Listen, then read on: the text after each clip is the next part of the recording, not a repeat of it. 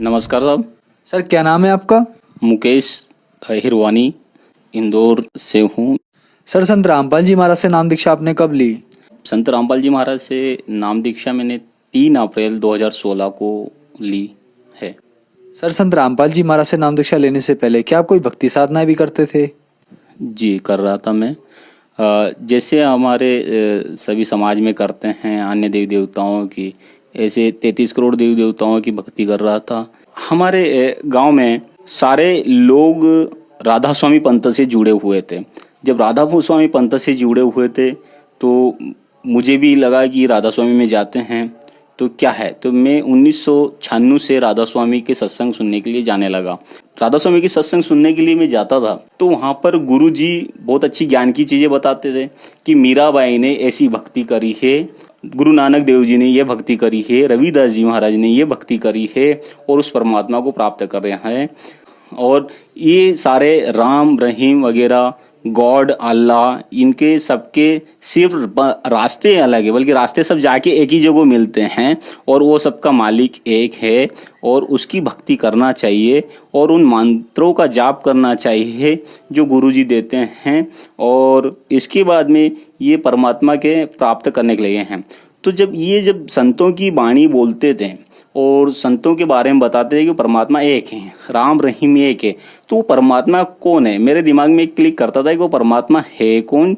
जिसकी भक्ति करते हैं वो परमात्मा के बारे में जानने की कोशिश कर रहा था मैं कि वो परमात्मा कौन है। बल्कि राधा स्वामी के अंतर्गत मैं 17 साल तक गया, उन्होंने अभी तक उस परमात्मा का मुझे नाम नहीं बताया कि वो परमात्मा कौन है। परमात्मा के बारे में मुझे उनके द्वारा बताए हुए ज्ञान से नहीं चला। तो वहां से मैं आसाराम बापू जी के सत्संगों में गया। मुझे एक हमारे पास में जिया जी थे, उन्होंने बोला कि आसाराम बाबू तो साक्षात सत्संगों के माध्यम में कृष्ण भगवान का अवतार हो जाते हैं, कृष्ण भगवान प्रकट हो जाते हैं।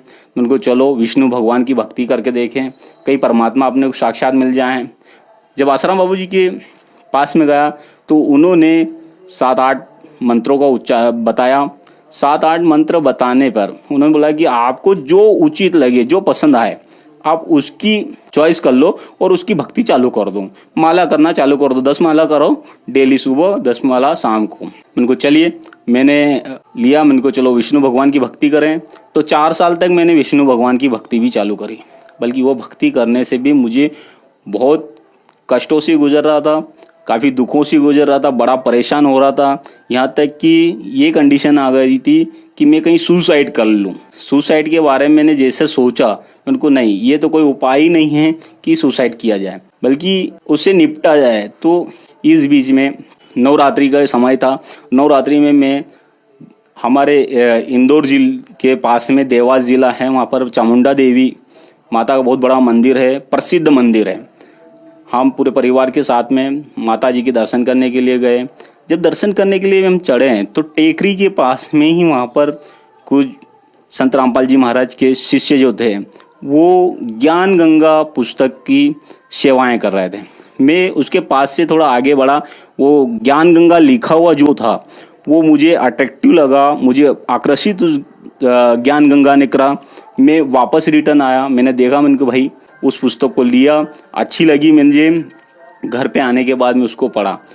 घर पे आने के बाद में मैंने जब उसको पढ़ा तो उसमें जब देखा तो बहुत सारा अलग ज्ञान लिखा था, बल्कि ये नहीं मालूम था कि ये ज्ञान देने वाला भी यहाँ पर मौजूद है, ये पता नहीं था मुझे, क्योंकि पुस्तक में लिखा होगा। तो ये करके मैंने रख दिया।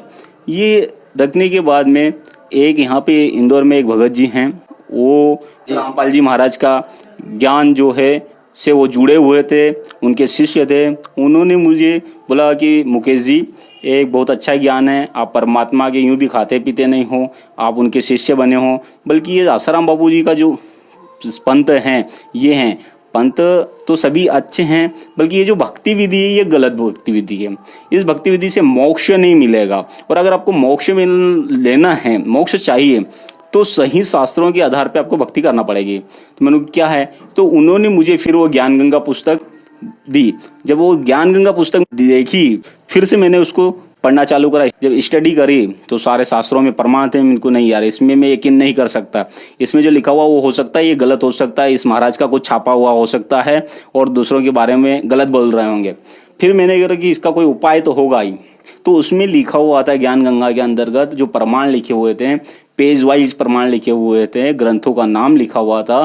तो इंदौर के अंदर गीता प्रेस गोरखपुर का बहुत बड़ा डिपो है श्रीवर्धन कॉम्प्लेक्स के अंदर, वहां से मैं उन पुस्तकों को खरीद के लाना चालू करा और मैंने मिलाना चालू करा। जब मिलाना चालू करा तो वो प्रमाण देखा, वो प्रमाण देखने के बाद में मैं बहुत दंग रह गया, अचंभित रह गया।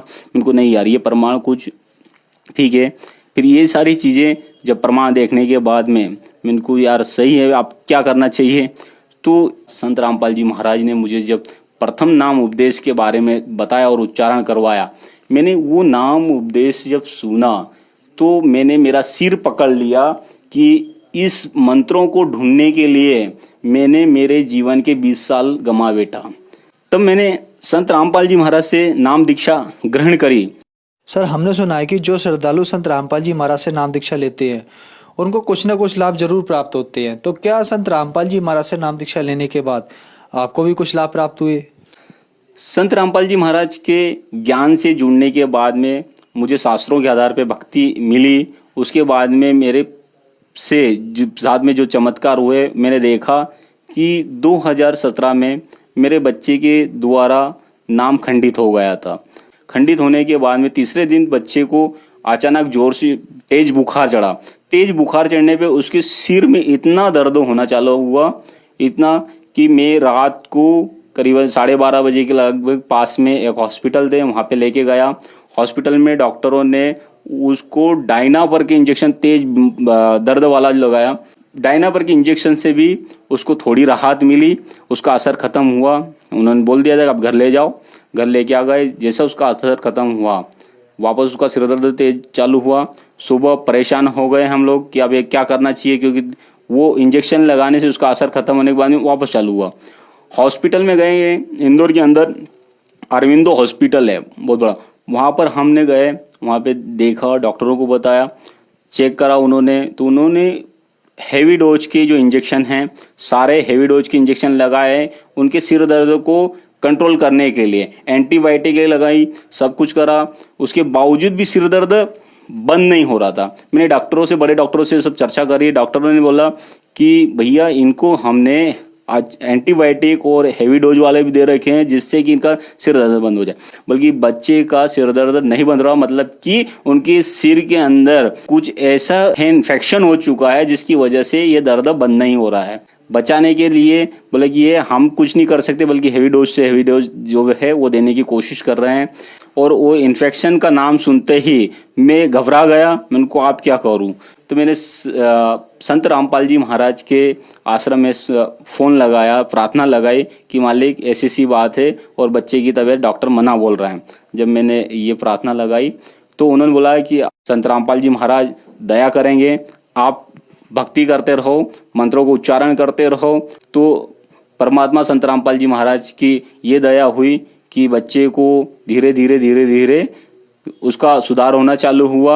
डॉक्टरों ने बोला था कि इनके शरीर में पूरे इन्फेक्शन है, इनके बॉडी से केमिकल निकालेंगे, इनकी रीढ़ की हड्डी से पानी निकालेंगे और उसको टेस्ट करने के लिए डॉक्टरों ने उनका सीटी स्कैन करवाया, एक्सरा करवाया और 5 रोज में एक रिपोर्ट आई थी। वो सारी बॉडी में से पीछे की रीढ़ की हड्डी से पानी निकाला था। उन्होंने बोल दिया था कि इस बच्चे को हम पानी निकालने की हमारी कोई गारंटी नहीं रहेगी, इसको लकवा भी मार सकता है, इसको कुछ भी हो सकता है, कभी भी कुछ भी हो सकता है। मैंने उन पे यकीन ना करते हुए मेरे जितने भी मित्र डॉक्टर थे सबसे फोन पे बात करी, उनको इससे क्या क्या नुकसान हो सकते हैं। तो उन्होंने बोला कि यार ऐसा हो सकता है। उनको यार ये तो आप परमात्मा ही करे, संत रामपाल जी महाराज की ही दया हो सकती है, वही ठीक करते हैं। क्योंकि हम सत्संग सुनते थे और सत्संगों के माध्यम से हमें पता चलता था कि संत रामपाल जी महाराज अगर जो भक्ति बता दे वो भक्ति करते हैं तो उससे फायदा होता है। तो ये हुआ कि उनकी जब प्रार्थना लगाने के बाद में सुधार चालू हुआ, बच्चा ठीक हो गया और लेके आ गए। संत रामपाल जी महाराज की दया से ही बच्चा ठीक हुआ और आज वो भी खुश है और भक्ति कर रहे हैं। और दूसरा एक और चमत्कार अभी नया हुआ था, मेरी सिस्टर ने संत रामपाल जी महाराज से नाम दीक्षा ग्रहण करी। उन्होंने ग्रहण करने के बाद में उन्होंने ठीक से मर्यादा नहीं रखी, नाम खंडित कर लिया। नाम खंडित होने के बाद में उनको बहुत बड़ी गंभीर बीमारी, कैंसर की बीमारी हुई। ये मुझे नहीं पता चला, जब उनको ज़्यादा तकलीफ होने लगी और तकलीफ होने के बाद में उन्होंने सबसे पहले है मेरी पत्नी को बताया कि भाभी ऐसी ऐसी प्रॉब्लम है। मैंने को ये कब से है? बोले कि ये मुझे करीब 3 से 4 साल हो गए। मैंने को बहन बताना चाहिए, इतनी बड़ी बीमारी। मैंने को चलिए दिखाते हैं। मैंने पर्सनल डॉक्टर को दिखाया। डॉक्टर को दिखाने के बाद बोले मुकेश जी इसका अपने को एक बायोप्सी करवाना पड़ेगा, बायोप्सी एक, जिससे इसका टेस्ट होता है और वो टेस्ट बाहर होके आता है। मैंने को चलिए ठीक है। मैंने को टेस्ट बोले 3,000 रुपये की ये रहेगी और ऑपरेशन का मिला के 4,000 रुपये लगेंगे। मैंने को चले ठीक है। उन्होंने एक फीस निकाला बायोप्सी के लिए, पहुंचाया और जब उसकी रिपोर्ट आई तो पता चला है कि 3 ग्रेड का जो कैंसर है वो 3 ग्रेड का कैंसर क्रॉस हो चुका था और 4थे ग्रेड में लगने वाला था। उन्होंने बोला कि ये 4थे में आप ज़्यादा समय नहीं लगेगा। उनको 4थे की स्टेप होती कैसी है, 4था हम कैसे पहचानेंगे कि 4था है? बोला कि जब शरीर में कैंसर होता है, जगह जगह कैंसर की गांठें बनने लग जाती हैं, ब्लास्ट होने लग जाती है, ठीक है ना, और तकलीफ ज़्यादा बढ़ जाती है, समझ लीजिएगा ये 4थे ग्रेड का है। उन्होंने मुझे पूरी जानकारी दी। मैंने वो जानकारी मेरी बहन को नहीं बताई, क्योंकि मैंने को उसको बताऊंगा तो और जिएगी कैसे वो। उनको ब्रेस्ट कैंसर का था, एक की जगह दूसरी जगह भी हो गई। उनके पूरे हाथ में, दाहिने हाथ में उनका इतना मोटा हाथ हो गया और उसे फट रहा था। ये सारी चीज़ें मैं देख रहा था। इनको आप ज़्यादा ही हो गई। संत रामपाल जी महाराज जी, उनके बहन आप शुद्धिकरण करवाओ। संत रामपाल जी महाराज से नाम दीक्षा लेके पुनः उपदेश करवा के शुद्धिकरण करवाया और उनको नाम दीक्षा दिला दी, भक्ति करवाई। धीरे धीरे ट्रीटमेंट चलता रहा। संत रामपाल जी महाराज के आश्रम में प्रार्थना करी और मालिक से बात ये करे कि आप भक्ति करो तो परमात्मा दया करेंगे, संत रामपाल जी महाराज दया करेंगे, परमात्मा दया करेंगे और आप भक्ति करते रहो। भक्ति करते करते उनको फिर सतनाम मिल गया 4 महीने के बाद में। तो उनको बहन को फिर हॉस्पिटल में लेके गए, डॉक्टरों को दिखाया